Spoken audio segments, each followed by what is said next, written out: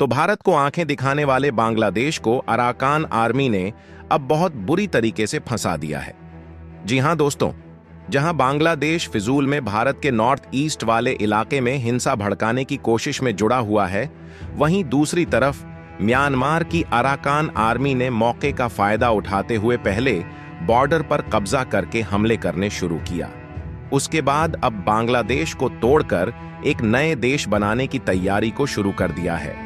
और बांग्लादेश के लिए इससे बड़ी मुसीबत कोई और नहीं हो सकती, क्योंकि इसका ऑफिशियल अपडेट भी आ चुका है कि बांग्लादेश को दो देशों में तोड़कर एक नया देश बनाने की तैयारी अराकान आर्मी ने शुरू कर दिया है, जिसे ना तो झुंका आर्मी रोक पा रही है और ना ही बांग्लादेश रोकने में कामयाब हो पा रहा है। पूरी डेवलपमेंट क्या है इस वीडियो में समझते हैं, लेकिन आगे बढ़ने से पहले भारत से भिड़ने का बदला खुद इनसे अराकान आर्मी ले रही है। उसके लिए इस वीडियो को लाइक करके चैनल को सब्सक्राइब जरूर कर लीजिए, क्योंकि यह आपके लिए तो 1 सेकंड का काम है, लेकिन इससे हमारी काफी बड़ी मदद होती है। दरअसल कर्मों का फल भले ही देर से मिले, लेकिन मिलता जरूर है। जहां भारत से दुश्मनी निभाने वाले बांग्लादेश और पाकिस्तान दोनों देशों को उनके कर्मों का फल मिलना शुरू हो गया है, क्योंकि कई दिनों से लगातार खबरें आ रही हैं कि तालिबान लड़ाकों ने पाकिस्तान के पैर उखाड़ कर रख दिए हैं और लगातार पाकिस्तान के ऊपर तालिबान द्वारा सर्जिकल स्ट्राइक की जा रही है। और वहीं दूसरी तरफ बांग्लादेश में भी मोहम्मद यूनुस के पैरों तले जमीन खिसक रही है और बांग्लादेश के पैरों तले जमीन को खिसका का काम कर रही है म्यांमार की अराकान आर्मी। सबसे पहले तो आप ये समझिए कि अराकान आर्मी आखिर है क्या, और उसके लिए आप इस मैप पर ध्यान दीजिए। इस मैप में आप साफ साफ देख पाएंगे कि यह जो ऑरेंज कलर वाला एरिया है, यह है हमारा इंडिया, और यहाँ पर येलो कलर से बांग्लादेश दिखाई दे रहा है। और यहीं पर भारत के नॉर्थ ईस्ट वाले राज्यों के बगल में बांग्लादेश की सीमाओं से सटा हुआ है म्यांमार देश। साल 2021 में म्यांमार में सैन्य तख्ता पलट हुआ और यहीं से म्यांमार की सेना 2 गुटों में बट गई। यहीं से निकलकर आई अराकान आर्मी, जो कि म्यांमार की गवर्नमेंट सेना, जिसे झुंका आर्मी कहा जाता है, उसके खिलाफ खड़ी हुई है। लेकिन अब यही Arakan army out of control हो चुकी है, क्योंकि पिछले हफ्तों में 3 ऐसी मेजर डेवलपमेंट देखने को मिली है, जिसके बेसिस पर यह बताया जा रहा है कि अब यही अराकान आर्मी बांग्लादेश को तोड़कर एक नया देश बनाने की तैयारी कर चुकी है। और आपको इस मैप में जो रेड कलर वाला एरिया दिखाई दे रहा है, यह म्यांमार का रखाई स्टेट है। अब अराकान आर्मी ने इस वाले एरिया में पूरे तरीके से कब्जा कर लिया है और यहाँ पर जो झुंका मिलिट्री थी, उनको भगाकर बाहर कर दिया गया है। और रिपोर्ट में देख लीजिए कि इसका ऑफिशियल अपडेट भी अराकान आर्मी की तरफ से हाल ही में दिया गया कि झूठा आर्मी का जो वेस्टर्न कमांड सेंटर है, उनको कैप्चर कर लिया गया है। और अब इसी तरीके से तेजी के साथ अराकान आर्मी बांग्लादेश पर हमला करते हुए उनकी ओर रखाई स्टेट से बढ़ती आगे जा रही है। और कॉक्स बाजार के बगल में बांग्लादेश की सीमा से सटी यहीं पर 271 किलोमीटर की एरिया को कुछ ही हफ्ते पहले अराकान आर्मी ने अपने कंट्रोल में लिया था। लेकिन आप जानकर चौंक जाएंगे कि बांग्लादेश जितना ज्यादा दूसरी तरफ भारत के खिलाफ खिचड़ी पका रहा है और अपनी रणनीतिक तैयारी बढ़ा रहा है, उतनी ही तेजी के साथ अराकान आर्मी बांग्लादेश के हिस्सों को अपने कंट्रोल में ले रही है। और हद तो तब हो गई जब हाल ही में खबर निकल कर आ रही है कि बांग्लादेश को तोड़कर अराकान आर्मी एक नया देश भारत के बगल में बनाने जा रही है।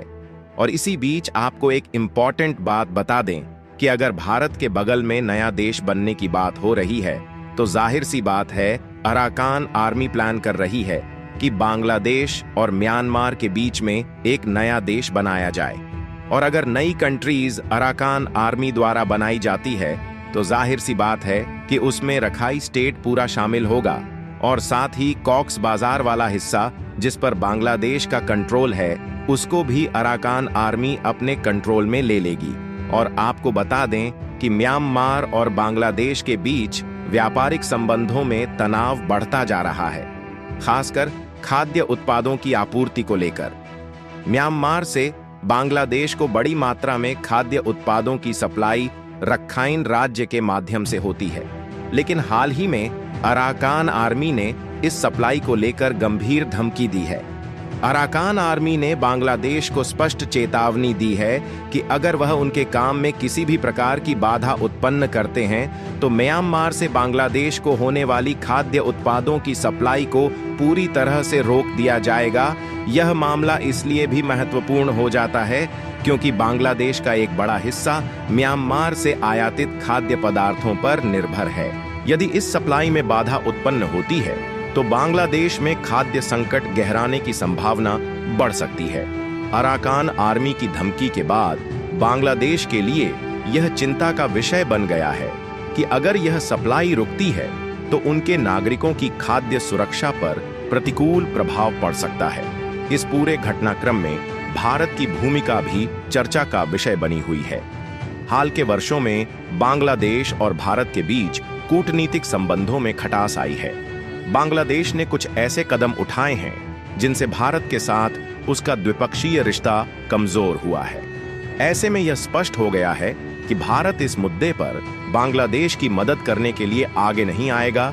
संबंधों में खटास का प्रमुख कारण बांग्लादेश की कुछ नीतियां और भारत के प्रति उसका रवैया माना जा रहा है।